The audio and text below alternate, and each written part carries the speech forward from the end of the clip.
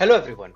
Let's explore the advanced media management features of the GoDAM plugin inside the WordPress Media Library, which is designed to help you keep your content organized and easy to find. Inside the media library, you'll notice a folder-based structure for organizing your files. Here, we can create new folders,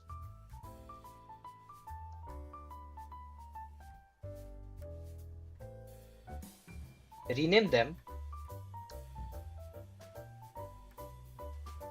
and even nest them inside each other.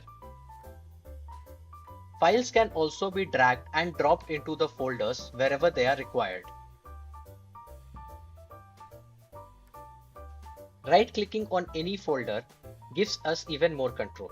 You can bookmark a folder for quick access or lock it to prevent any new media from being added.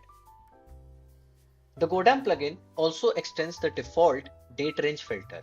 In addition to filtering by upload date, you can now choose options like yesterday, last 7 days, last month, or even a custom date range to instantly locate specific files.